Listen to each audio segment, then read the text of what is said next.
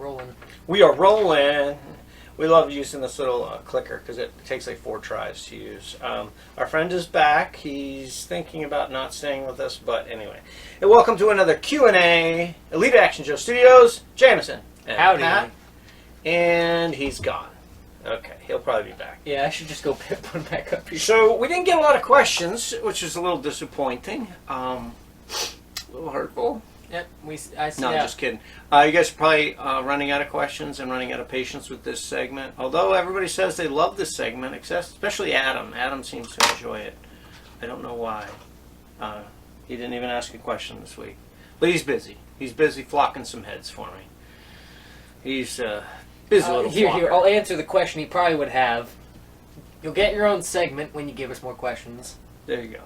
Okay, so we got just 2 people ask questions. Paul Knapp and Cody from Poplux 4583.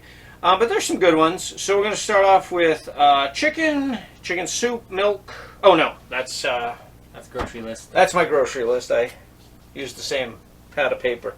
Moving down here. Okay, so Paul Knapp from the Paul Knapp Challenge and the Paul Knapp channel.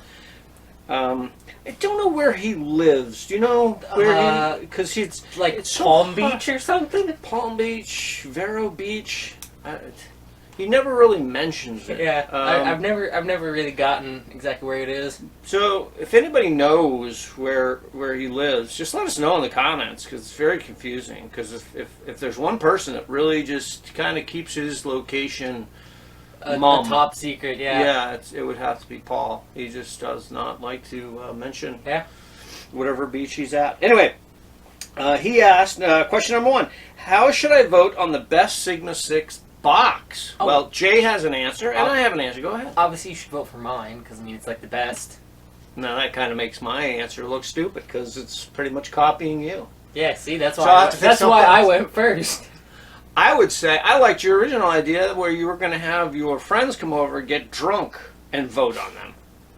Because If they here's the thing. If they agree while drunk. Here's the thing. I thought it was a good idea, and I quit drinking, many years ago, and so I think that if a bunch of drunk guys came over to vote, they might see somehow the inner drunkenness in my box, and thus vote for mine. Which is what you should do. I would just say I feel like if they can agree on which box is their favorite while drunk, that shows that the box really is that good. That's true. That's a good point. He has a valid point. All right, so that was question number 1. This question we don't really have an answer, but we're going to ask. Will you open the AOA for more members? And if so, will they have to go through an initiation like him? Now,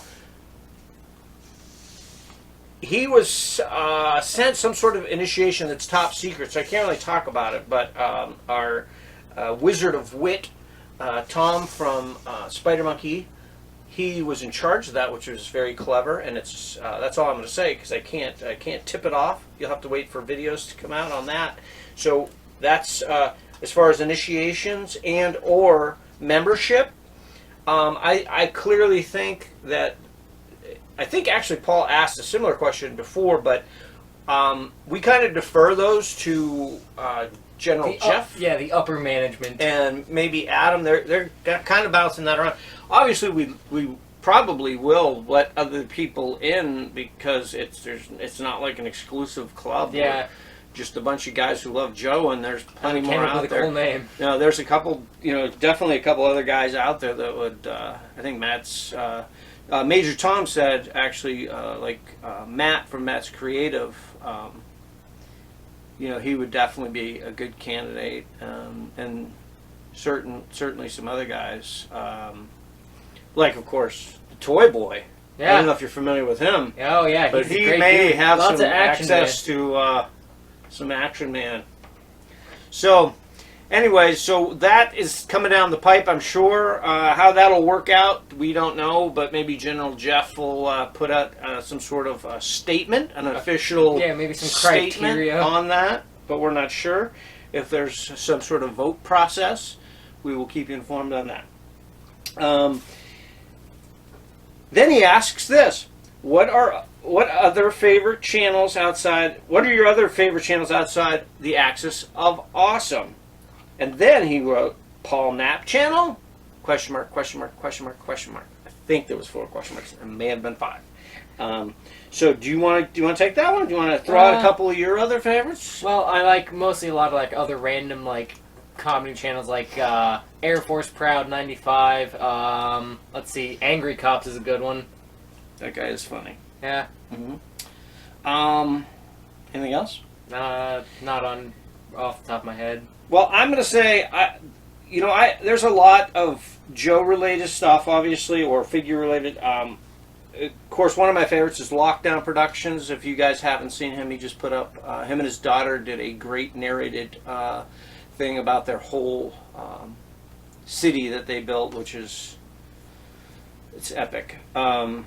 Also, of course, Logic Blaster, TAR Productions, Atomic Mushroom, the Toy Boy, of course. Little known channel I like to call the guy who won't put a video up over at Adventure Team Files. My buddy Scott, who I miss dearly. He doesn't drop me too many emails anymore. He's a busy man. I think he's got more kids than me. Lot going on, but he told me, he specifically told me to continue to badger him about putting up videos. So I am. Oh, yay. So Scott, get some videos up. I do have other interests that I have on YouTube, though. Like, I like Open by Chance is a toy channel. I've mentioned him before. They have a huge toy, like, museum. That's what they call it, but it's just their collection. He and his wife, David is his name. Lady Pop Hunter is his wife's name. I'm sure she has a real name, but that's what she goes by. I also watch other stuff like, of course, Bob Gimlin, the Bigfoot and Cryptid channel. During my time on the couch, the first 2 months, I discovered some other. One of my favorite things to do with the kids is hike and camp. And I haven't been able to do that. I found a guy from Canada named Steve Wallace, who he does stealth camping and stuff. And he just hit 1 million subscribers. Congratulations! Not that he'll ever see this, but if he ever stumbles onto it, great channel. If you guys just want to live vicariously through somebody who has a lot of time to go out and camp, he usually does it stealthily. Like he'll camp in the median of highway or behind a police department or something. It's crazy, but it's cool. And then I just started watching like a lot of other toy channels like Greg Cook, people who go to flea markets. There's one called Paper and Moose. She's kind of just she likes to flip things, but she also collects paper stuff. And I don't know why, I clicked on her one day and she was cleaning out like a storage unit or something. She had some cool like little things, and don't knock that off of there. And I don't know. She's very excited. She's very excited about the history of the stuff that she finds, which I love about the channel. But not your typical Joe channel. Of course, she mostly collects paper stuff like letters and pictures. She likes like that cool Civil War journal. She bought at an estate sale 2 Civil War journals, which is her like. It's amazing. But anyway, so we'll move past that. So those are some of our channels, whatever. And on a related question from last night, our friend Mr. Siri from the Community Files, he told me he remembers Toy World and believes he has some toys that have the price tag from Toy World on it. So. My kids might think I'm nuts. But now there's at least 2 of you. But they're only partially right.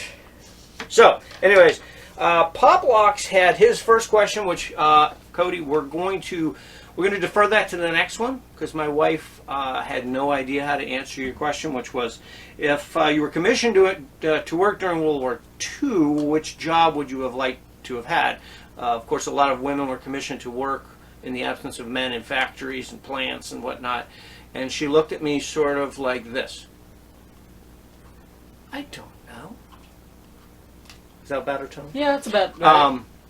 I said, okay, well, we'll push that off to the next one. We'll tell Cody that you weren't blowing him off, that you just weren't feeling well and didn't have time to think about it. But we'll get to that question. It's a good question.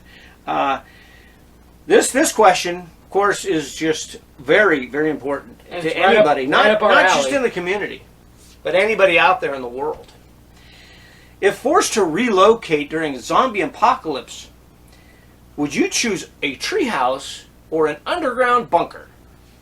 Jameson would like to start this off because we both like both. They both have their own. So he's going to give merits. you some positives, negatives, I guess, and on one, and then I'm going to take the other one. Yeah. Go ahead, sir. So, I'll be taking the bunker here because it's underground, so it'll be easier to maintain temperature, store stuff.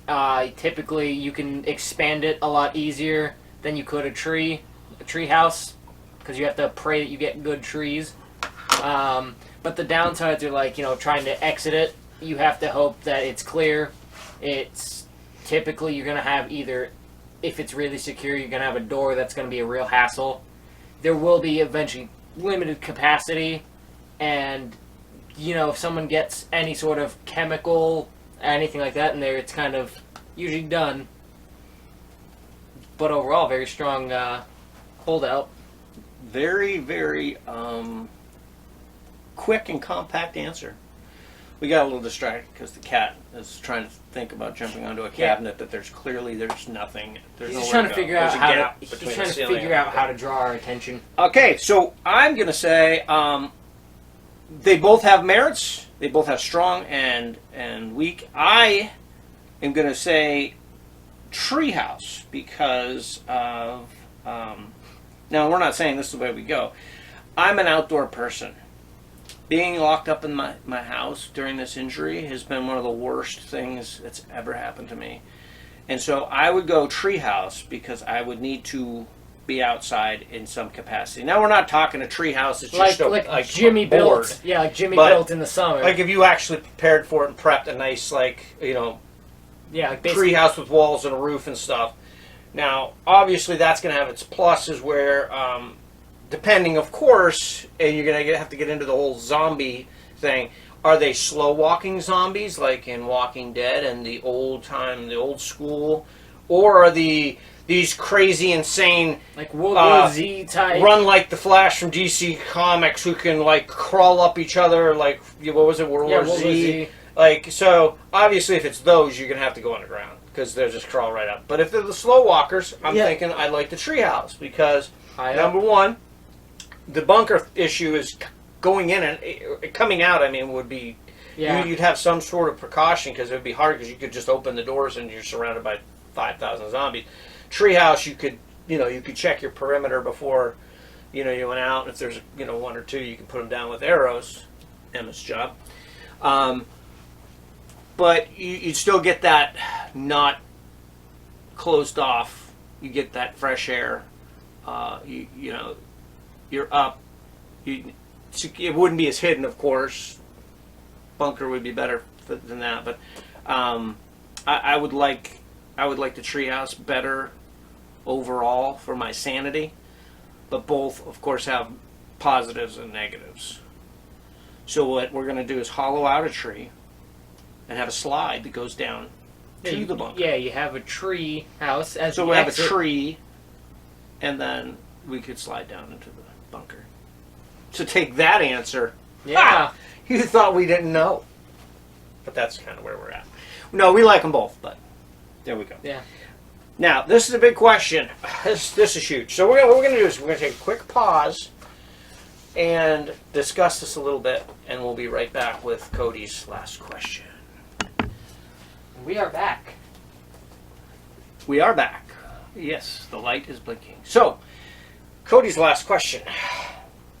If you, and when he says you, he means us as the axis of awesome. And by if, he means when. Correct.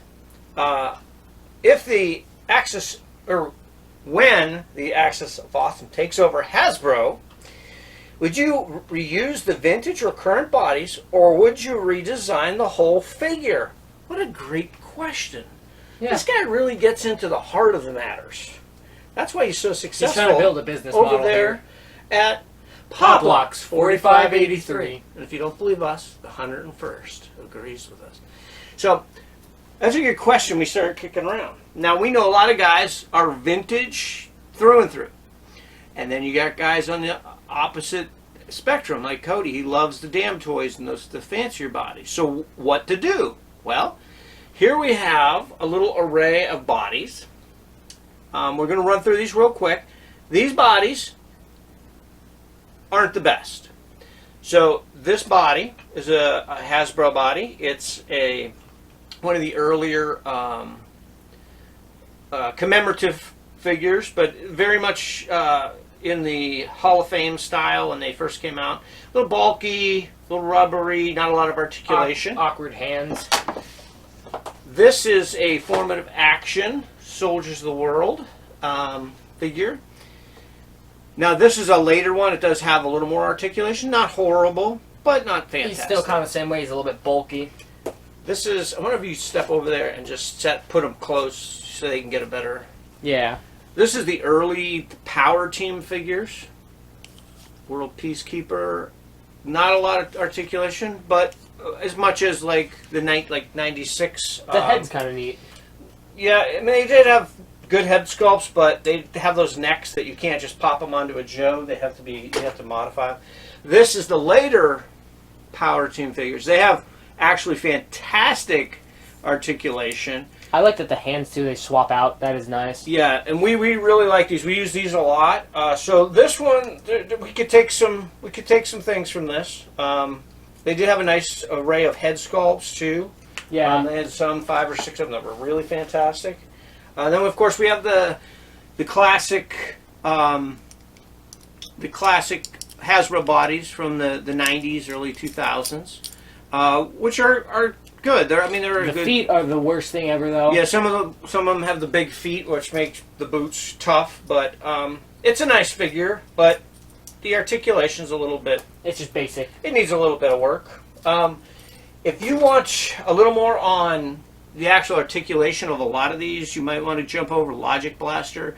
He does a lot of videos on just articulation of figures. So he does have some with the differences, especially the Hasbros. He may do some other ones over there, but check him out for articulation.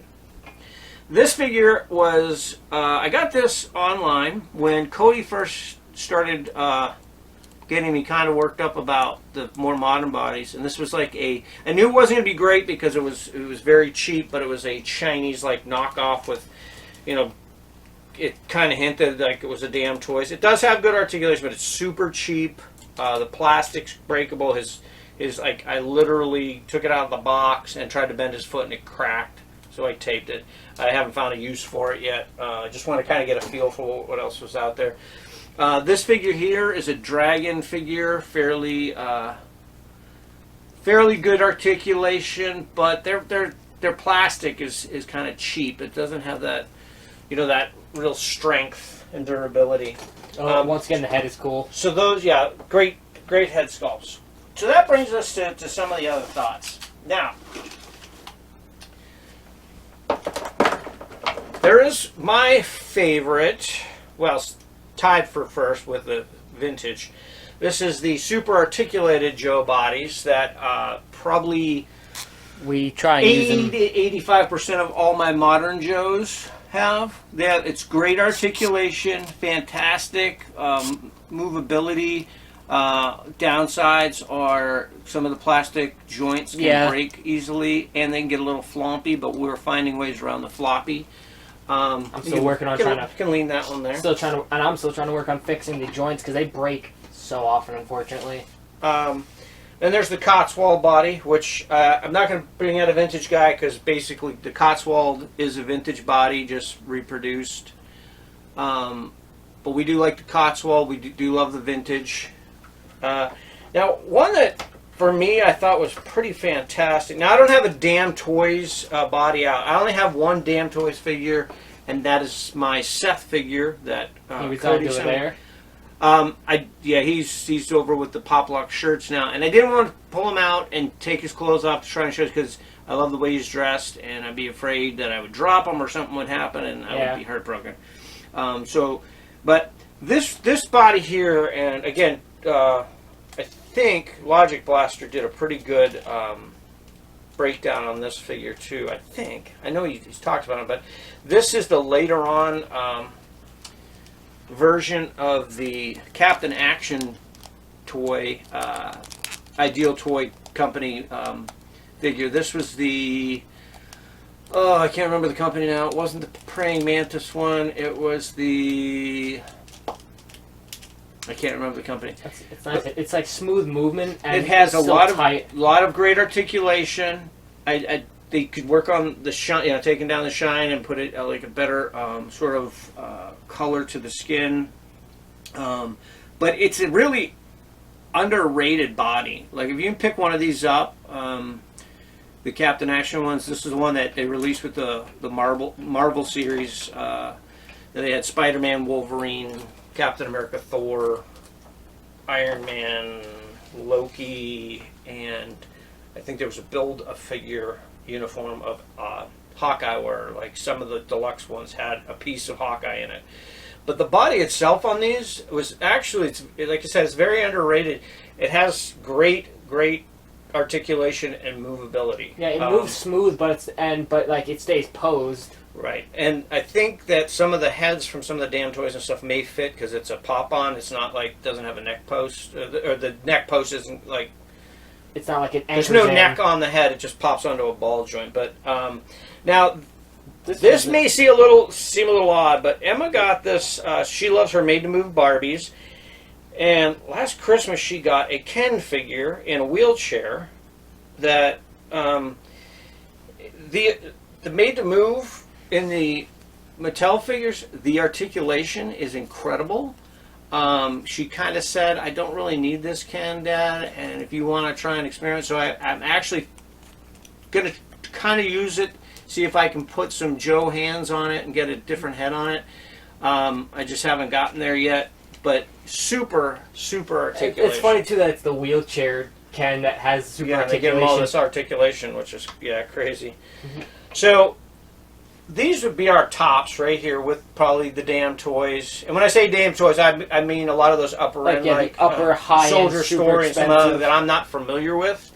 But that gives us a lot to talk about in our first meeting, and it could be the first topic of discussion. Look, now someone can have some pants. When the Axis of Awesome takes over our Hasbro offices, and I'll have my coffee. And my iced coffee. Cody will have his hot coffee. Jeff will have his probably a beer and a cigar and some shorts. Adam will come bursting in the doors on a Harley and just park it and say, I don't need my chair, I'm sitting here. But and the other guys will sit down. This could be one of the big topics that kicks us off is what are we going to do? What are we going to do about the bodies? Redesign, taking all these ideas and thoughts and redesigning our own probably has a lot of merit. And if any two people could figure out a redesign on a body issue would be probably Jeff and Cody, because they have that mindset. Now there's a lot of guys like Tom, Major Tom, and Adam. They are very vintage oriented. They love the Cotswolds and the vintage guys. So I'm sure that we would do something with that. Maybe a line of reproduction. Maybe a new look at the timeless figures where we do some sort of throwback figures. Also combine just the best parts of the body. Like basically the best figure would be the combination of all the best bodies. Yeah, and I think that we could actually take it in two directions, where we have like a team to kind of reintroduce that adventure team feel, maybe using some of the the early, maybe redo some of the early sets, put them out for the nostalgia seekers, the adventure team guys, and have them released side by side with like like vintage style, but also a modernized version of the same exact set would be really cool.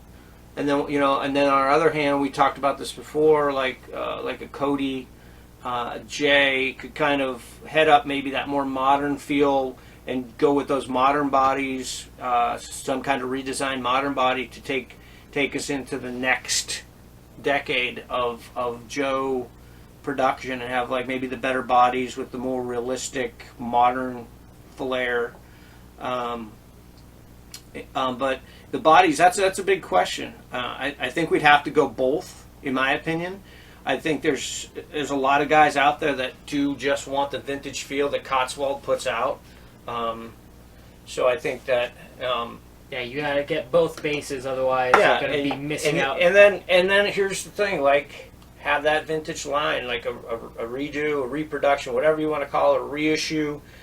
Just get a new spin on them, but still have that vintage look, that vintage flair, but then have a new line of stuff that is maybe a little bit more, in maybe younger collectors like Jay and stuff who like the more highly military stuff. And I'm right down the center. I'm in the middle. I like both ways. So that is an actual fantastic question, because when we take over, the whole idea of Hasbro finally going, man, we're stupid to not make 12-inch anymore, and they call us up, that'll have to be one of our first discussions. What bodies are we going to use? What heads are we going to use? What do we want the next generation of 12-inch figures to look like? And so, absolutely a fantastic, probably the most thought-provoking question that we've had. Because it really got us buzzing and chatting about exactly like. So everybody, all the guys from the Axis, all the subscribers, anybody that has an opinion, give us. What do you think? Tell us what you think. Like, vintage? What's your favorite body? What's your favorite style? Yeah. How would you do it? Start off with what do you like the best? Do you like the vintage? Do you like the super articulated Hasbro bodies? Do you like the damn toys? Where are you at, and what would you say going forward should we do? And who knows? You come up with some good ideas, and we're going to need some people. It's a team effort. Tom from SpiderMonkey, he's going to be busy, because once this whole thing kicks off, I mean, could you imagine the commercials that he's going to crank out? I know. The Super Show goes national.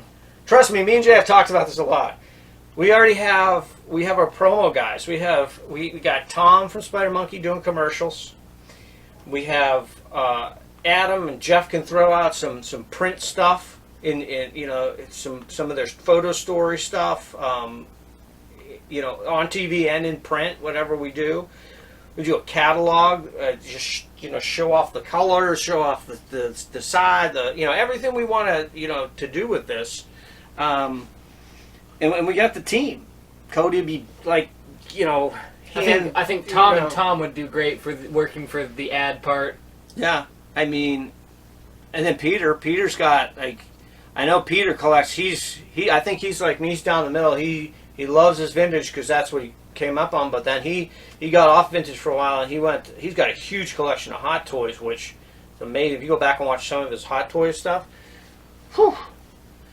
Yes, Peter over at the Skull Reviews, you guys check his stuff out. He has a huge collection of Hot Toys, which kind of got the whole ball rolling on a lot of the new stuff, Sideshow and Hot Toys, and now like the hotter.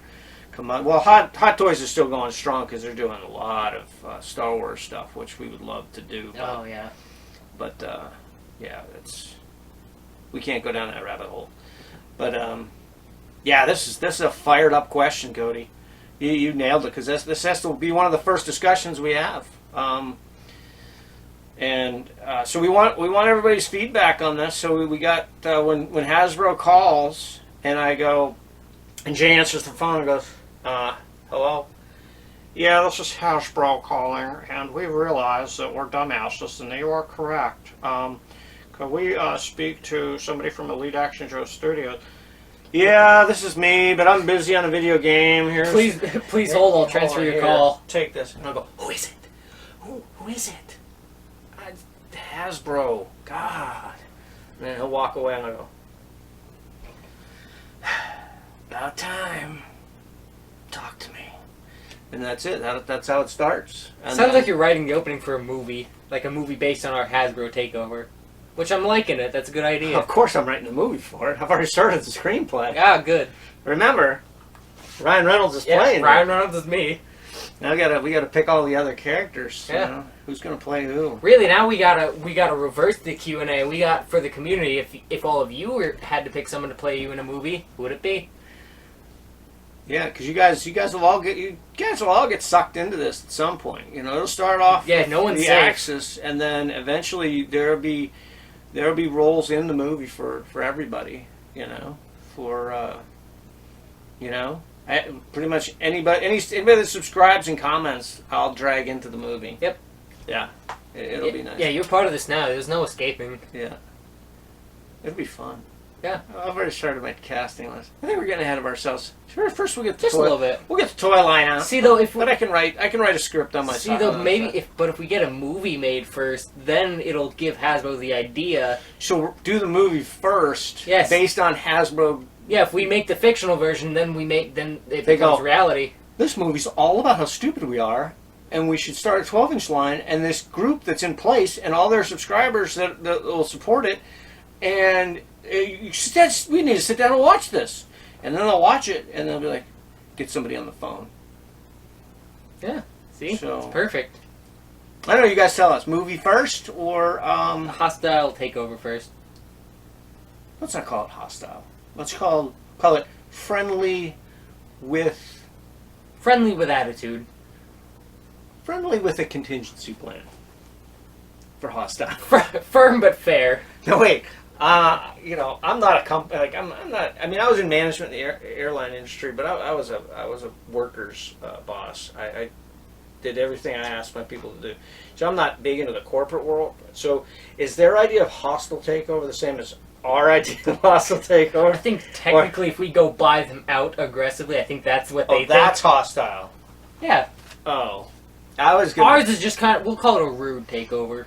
I thought I was picturing you, Cody, fast roping through some skylights in somebody's office. Sorry. And then have to be Adam is gonna have to, he's gonna have to come crash. I'm gonna have to change that scene already. God, Cody had like 2 nice kills too on that thing. Sorry, Cody. Gonna have to take your kills out of the script. Man. Although if we left him in, that'd make him call quicker. Wait a minute. Perfect. All right, we're getting out of control. What are we on, like 4 hours? We were at like 22 minutes a little bit ago, and I was just thinking, hey, we're doing pretty well. Now I'm pretty sure we're probably at 30 minutes plus. Just remember, we were ready to wrap up at probably 15, 20 minutes until Cody from Popbox 4583 had to ask the best question ever presented. We gotta get one of those buttons like the Staples button, that was easy. We just gotta get one that says Popbox 4583. That would be better. Or we just recycle the 101st Airborne doing it. I was saying the same thing too at the beginning of the show. Just get a button with that. I cried after that moment. Get a soundboard. It's like 2 worlds coming together. Anyway, 2 world wars coming together. We're gonna shut up now. But boy, that's a great discussion. Yeah. So I'm hoping you guys give us a lot of good feedback. We gave a lot of good food for thought. Follow-up questions for the ideas of the movie, the takeover. Who's gonna play you in a movie? The body styles. Who's gonna play you in the movie? We got all kinds of stuff to go over here. Yeah, there goes the rest of my day. That's okay. We're good with it. So guys, until the next one, keep the questions coming because this could be our best one ever. Thanks to Cody. That's a doozy. That's a doozy. You're gonna have to think some more. I'm gonna take a nap. All right, you're gonna do that anyway. Well, no, I did that yesterday. I always take a nap after physical therapy because it's exhausting. Because now I have to lift up 1 pound weight. I think he's starting to call this physical therapy. This is mental therapy. Anyways, we're going to shut up now. We are out of here, guys, until the next one. Thank you very much. Awkward left-handed salute.